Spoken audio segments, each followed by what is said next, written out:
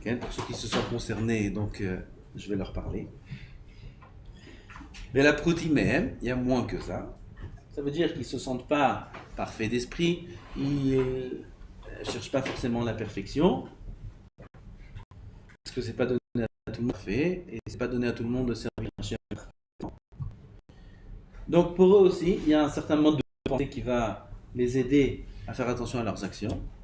Et en dernier, c'est-à-dire au peuple en général, c'est un mode de pensée qui peut aider à s'éveiller, à servir Hachem à ses actions comme il faut. Alvaï qu'on soit dans cette dernière catégorie, comme on verra peut-être ce soir. Je ne crois pas parce que c'est long. Les shlemei hadat. Tout d'abord, il faut savoir que ça ne nous parle pas à nous.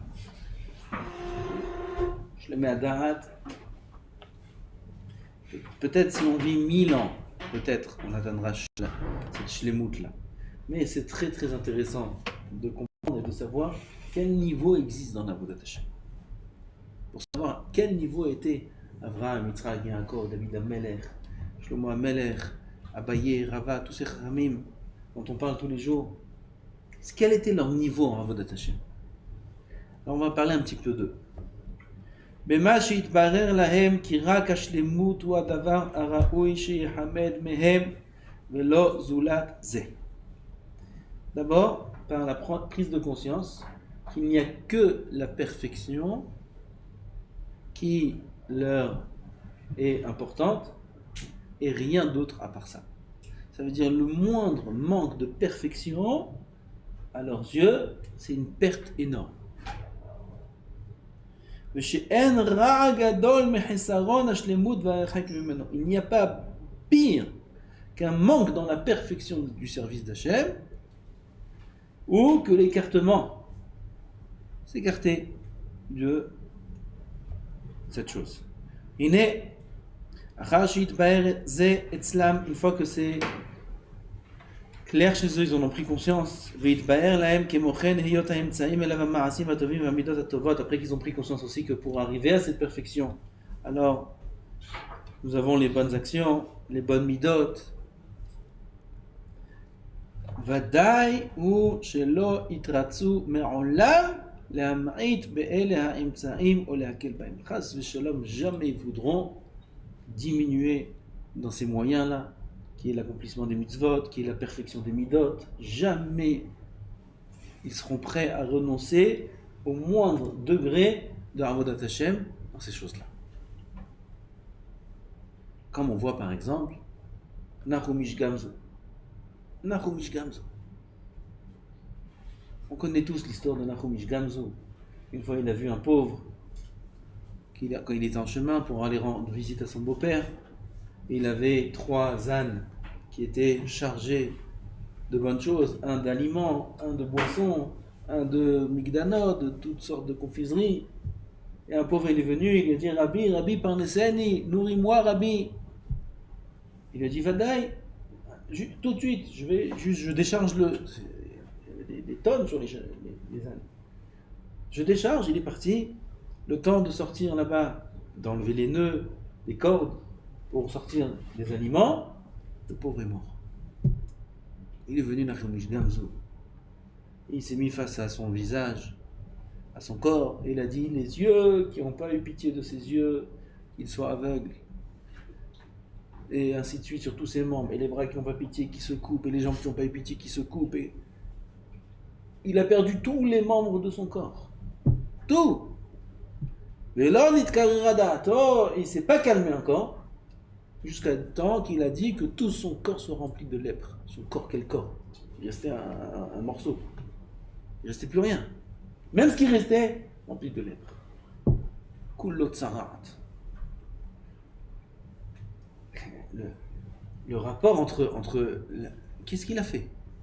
Qu'est-ce qu'il a fait? Alors peut-être qu'il ne s'est pas assez empressé. Peut-être qu'il aurait pu faire, au lieu de que ça prenne 15 secondes, ça aurait pu prendre 12 secondes et demie. Bon. Mais il n'a pas refusé l'Antzdaka, il a accepté de lui donner. Il n'y a aucun doute qu'il s'empressait aussi pour le faire. Alors il a un peu s'empressé un peu plus. Il aurait pu peut-être donner tout de suite ce qu'il avait sur lui, je ne sais pas. C'est clair, le rapport entre l'action qu'il a faite, la mauvaise action, si on peut appeler ça comme ça, et la punition qu'il s'est affligée lui-même, ça n'a rien à voir. Ça n'a rien à voir. Hachem, il aurait puni comme ça un homme s'il avait fait cette faute. Si Nachum Ish Gamzu lui-même s'était pas amené sur lui-même cette punition, est-ce qu'il aurait subi une souffrance pareille par Hachem pour expier sa faute? C'est pas shoot que non.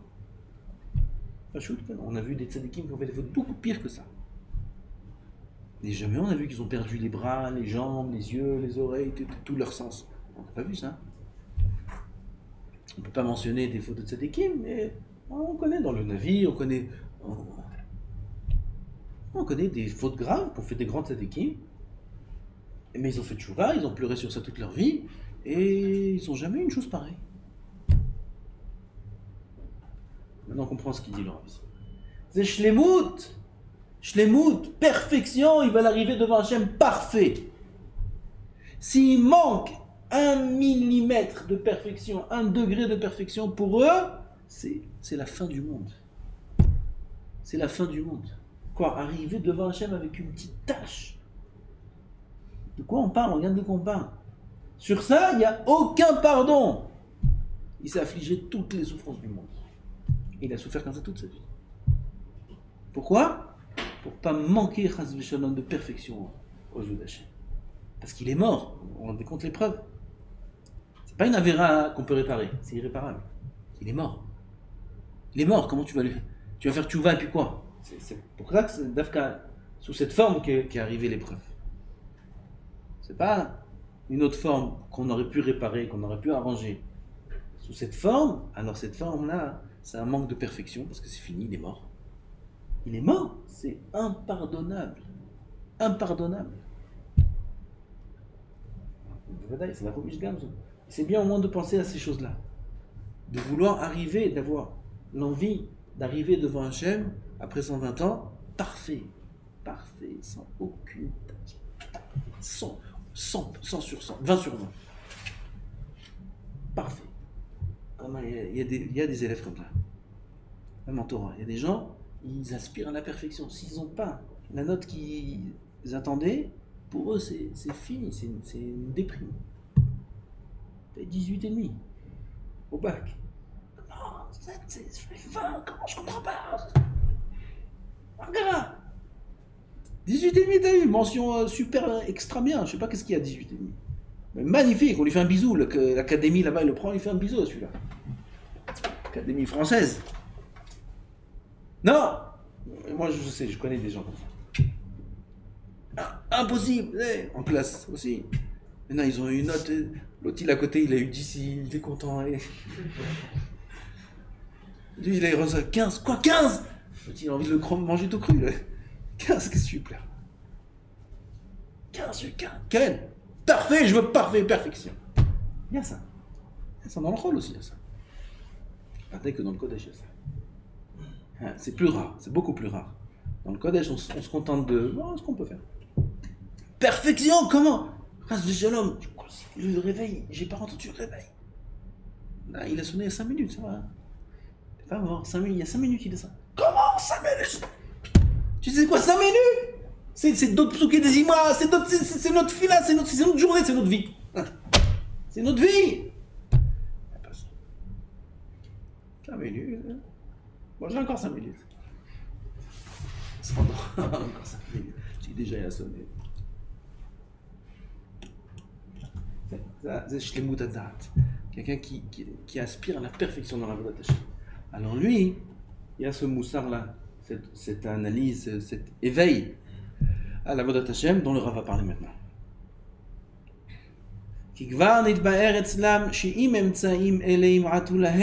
C'est clair chez eux que s'ils manquent de ces moyens-là, s'ils manquent d'une mitzvah, ou même s'ils manquent d'une perfection dans la mitzvah, que si, pardon, j'ai sauté. ימעטו להם, או אם האמצעים יהיו חלשים, כן? ולא בכל החוזק המצטרך בהם, pas sous la meilleure forme qu'elle devrait être accomplie, comme le Chafetz Chaim, il faisait Cheshbon Nefesh. On parle de Cheshbon Nefesh ces derniers temps. Chafetz Chaim, il fait Cheshbon Nefesh. Donc quel Cheshbon Nefesh il peut faire Chafetz Chaim? Quel Cheshbon Nefesh il peut faire Chafetz Chaim? Et il pleurait une fois, il pleurait. Sur quoi il pleure Chafetz Chaim? Sur quoi il pleure? Une fois le Chafetz Chaim, il a entendu du Lashon Hara, 2 personnes parler à côté de lui du Lashon Hara, son oreille elle s'est remplie, infection de pus. Son oreille elle est devenue infectée. Son corps il ne peut pas supporter la Lashon Hara. Son corps. Sur quoi tu veux qu'il fasse Tchouva Chafetz Chaim? Allez, dis-moi. Sur Bitul Torah, il comptait combien de mots on faisait par minute, etc. Sur quoi?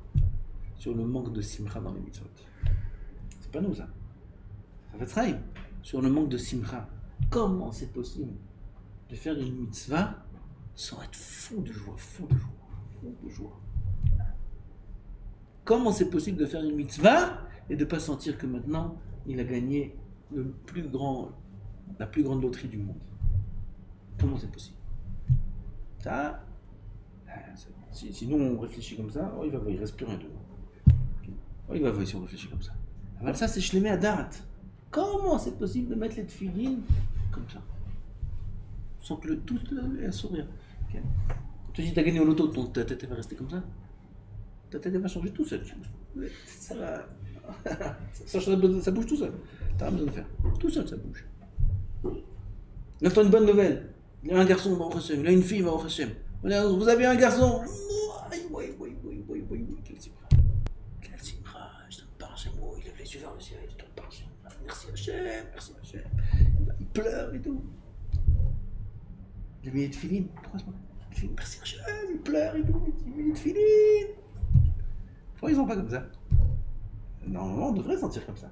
C'est encore une fois, je dis mais à date, on sent pas que il a fait Kirat Shema, il a fini la Tfilat Shachrit, il vient, il fait une Seuda, il fait une Seuda Todaya, il fait Shachrit. Il a fini son Seder de Gemara. Puis il pleure, merci Hachem. Aïe. Ah ben on a, bon Hachem. Il faut qu'on ait la Simcha à notre niveau. Il faut qu'on ait une Simcha. Dès qu'il faut une Simcha. Parce que faire des mitzvot avec tristesse, ça c'est une grave punition. Les 98 klalot ont été dites. Celui qui fait un Avodat Hashem sans simcha, du tout, ça c'est pas bien. Ça oui, c'est le niveau de chaque juif. Tu peux pas servir le roi en faisant la tête. Reliot, tu sers le roi. Faire la tête, te dire que tu dois sentir comme si tu as gagné l'euro million, ça va. Dans ta Hashem, ça va venir. Mais que tu de là à faire la tête ou triste ou non, ça sort. Dès qu'il faut sentir une simcha. Sauf on sert Hashem.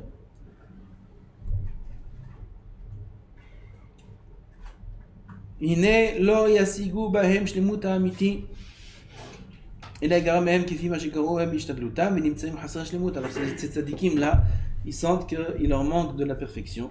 משהו להם צרה גדולה ורעה רבה. C'est pour eux un grand désastre. Pour ces tzadikim là qui atteignent la perfection, qui cherchent, qui aspirent à la perfection, de ne pas l'atteindre. C'est un désastre pour eux. על כן לא יבחרו אלא להרבות בהם ולהחמיר בכל תנאיהם. Alors ils vont décider maintenant. De quoi? D'être marbé dans les mitzvot. Un maximum.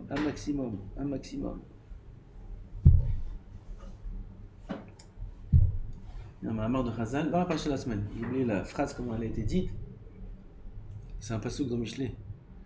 Moshe Rabbeinu, quand ils sont sortis de l'eau, il y avait l'eau de la mer morte. Ils ont traversé la mer rouge, la mer morte, quelle mer? Pas mer morte. La mer morte. La mer morte, c'est un melach. La mer rouge, ils ont traversé. Et quand ils ont traversé la mer rouge, alors Akadosh Baruch Hu a fait noyer tous les Égyptiens, tous les chevaux. Les chevaux des Égyptiens, ils étaient le Kushatim, ils étaient avec des Non, comment on dit? Ornée. Ouais. Une femme, elle met des bijoux, comment on dit? Ok, bref. Vous avez des bijoux, les chevaux. Un cheval, il mettait des diamants et des rubis sur les chevaux. Eux-mêmes, c'était Sheshmot Rechev Bachour. Mazé Bachour. Un Rechev avec des Bachourim. Rechev Bachour, c'est quoi? Moufra. Moufra, ça veut dire unique. C'était la plus grande, la meilleure cavalerie de l'Égypte. Les 600, il les a pris. À part ça, il a pris tous la cavalerie d'Égypte. Ce qui restait. Dans l'arrêt de Hashem. Tov Hashem Mitzrim, mort autant. Bref. Et qu'est-ce qu'il a fait Hashem quand il a tué tout le monde? Alors, le matin, c'était Arlot HaShachar, toute la nuit ils ont passé dans la mer. Quand je me crois noyer tous les Égyptiens, le soleil se lève. Imaginez-vous le lever du soleil. Qu'est-ce qu'il y a sur la plage, au bord de la mer? Il n'y a pas de sable. Il n'y a que des rubis, il n'y a que des diamants, il n'y a que de l'or, il n'y a que de l'argent. Toute la plage comme ça. Une plage, tu peux faire des châteaux, pas de sable, des châteaux de diamants, tu peux faire. Les yeux des Arabes israéliens sont ouverts comme ça. Ils ont vu tout le butin, tous les Juifs, tous les Égyptiens. Ils étaient tous morts et tout est posé comme ça. Qu'est-ce qu'on fait? On ramasse. On ramasse. Ils ont pris des sacs, ils ont pris des verres, ils ont pris ce qu'il y avait, ils ont rempli. Ils se sont enrichis une fortune colossale. Avec ça, ils ont construit le Beth Amikdash en Israël. À part le Mishkan et tout ça. Qu'est-ce qu'il a fait Moshe Rabbeinu? Comment s'écrit le pasuk? Mitzvot, il a écrit un pasuk. Qu'est-ce qu'il a fait Moshe Rabbeinu? Qu'est-ce qu'il a fait? Arono shel Yosef. Moshe Rabbeinu, il porte le Aaron de Yosef. Aaron de Yosef! Ken, Moshe Rabbeinu, il porte le sac. Il y a Yosef Hatzadik. Tout le monde ramasse de l'or, tout le monde ramasse de l'argent. Moshe ramasse des mitzvot. Moshe ramasse des mitzvot. Ça, c'est la chokhmah. C'est celui qui veut lâcher les moutes. Mais ramasse, tu peux. Moutard, c'est pour ça que je me l'avoir donné. Ça ne m'intéresse pas. Mitzvot. Il y a une mitzvah à faire là maintenant. Ken, quoi? Aaron chez Yosef, Moshe Rabbeinu, il porte un mort. Eux, ils portent tous des sacs d'or et d'argent et des diamants. Moshe Rabbeinu, il porte le corps de Yosef. Il touche rien, il touche pas une pièce, il touche. Pourquoi? Mitzvah. Eux, ils prennent beaucoup d'argent dans ce monde. Moi, je veux pas ce monde, dit Moshe Rabbeinu. Moi, je veux prendre beaucoup d'argent là-haut. C'est un racham, celui-là. Moshe Rabbeinu, et racham. Il fait le vrai business. Il prépare la vraie affaire. La bonne affaire, c'est quoi? L'affaire éternelle. Ça, c'est shlemut.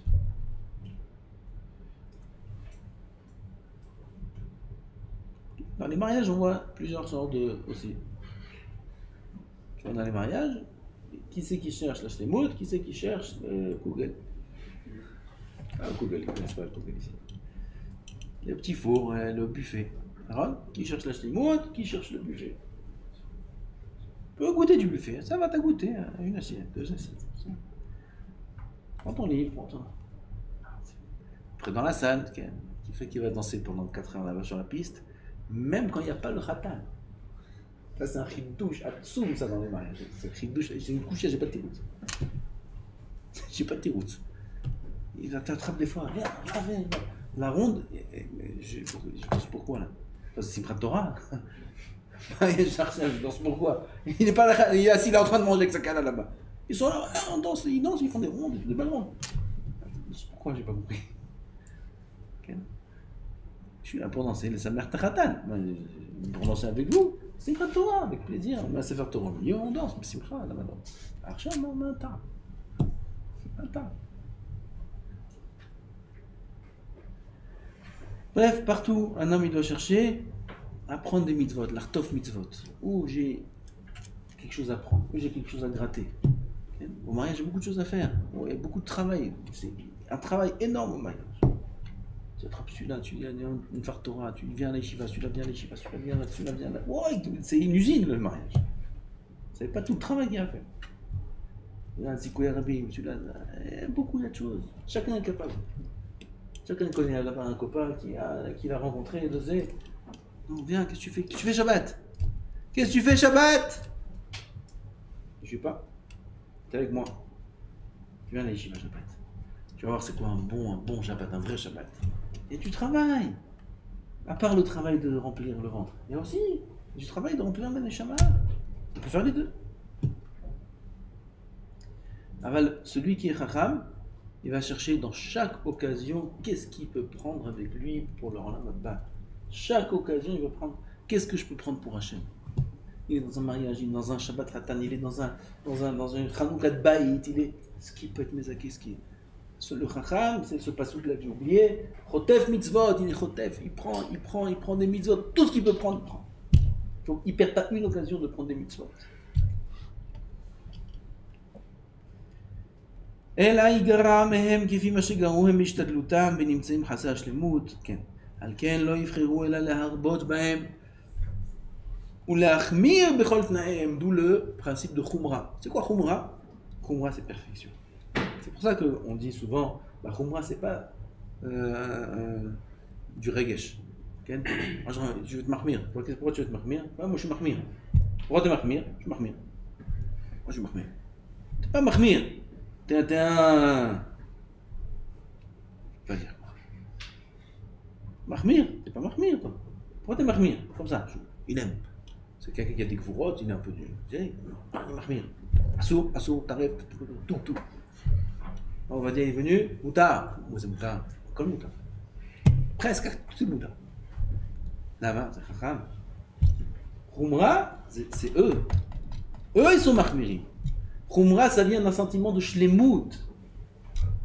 Qui peut prétendre atteindre un sentiment de shlemut? Qui? Je ne parle pas de toutes les khumrot. Il y a des khumrot de kashrut, par exemple. Je ne sais pas ce qui se passe. Aucune shlita. Je ne sais pas ce qui se passe. Okay. Ah, ça, tu demandes rabbanim, la majorité, qu'est-ce qu'ils font? Moutar, assour, etc. Un homme, il aime faire des khumrot. Aimer faire des khumrot, c'est pas normal. C'est pas normal, c'est un petit problème. C'est un problème de midot. Aimer les khumrot, c'est pas normal. Tu dois aimer les coulottes. Plus je te facilite le travail, ben mieux c'est. Pourquoi pas, merci. Si tu aimes être mahmir, c'est pas normal. Et lama, seulement si un homme il aspire à la shlemut dans la voie de Hashem et qu'il est mahmir dans tous les sens. Parfois être mahmir, c'est permettre. Parfois être mahmir, c'est prendre son temps. Il y a quelqu'un qui te parle. Il te parle de prendre son temps. Ça fait que s'il a besoin que je lui parle, ça fait qu'il n'a pas besoin. Ça fait que d'oraïta. Chesed. S'il doit être à la khumra, faut être mahmir. Quoi? Il perd son temps. Hein? Là, il est moins mahmir là. Là, il est mahmir. Ben, j'ai pas, Mechila, hein? J'ai pas le temps. Comme tout. Avec sa femme, avec ses enfants, avec ses trucs. C'est mahmir. Là, la khumra, c'est l'inverse. La khumra, peut-être qu'il y a besoin. Peut-être quelque chose, Hachem demande de moi ça maintenant. Peut-être c'est mahmir. Mahmir, je supporte, j'écoute, je suis patient, je souris, je parle, je sais. Ça, c'est pour moi. Ça, c'est quelqu'un qui cherche le shlemut. Il veut la perfection, il va arriver devant Hachem parfait. Et peut-être que là, s'il veut gagner un peu de temps, et ben, il va manquer de la perfection. C'est quoi le chokhmah? על כן לא יבחרו אלא להרבות בהם ולהחמיר בכל תנאיהם. Quand c'est une perte d'argent aussi, il faut être mahmir. Ils sont moins mahmirim, les gens, ils sont plus mekinim. Shabbat, il est mahmir dans tout. Quand ça touche la poche, il réfléchit, il pose la question Rav. ולא ינוחו ולא ישקטו מדאגה מדבר פן יחסר מהם מה שיגיע אותם אל השלמות אשר הם חפצים. טוב. On termine, l'oum, ma chère marche, le mot Amelech HaShalom, Ashrei Adam, et Fachet Tamid. Heureux l'homme qui a tout le temps peur. Peur de quoi? Pas peur de bêtises. Il a tout le temps peur de faire un faux pas. Peur de manquer de perfection. Peur, peut-être qu'il fait une erreur. Ashrei Adam, et Fachet Tamid. Pour chose, c'est qu'on a mis Aou, Bidivret Torah Ktiv, c'est concernant la Torah.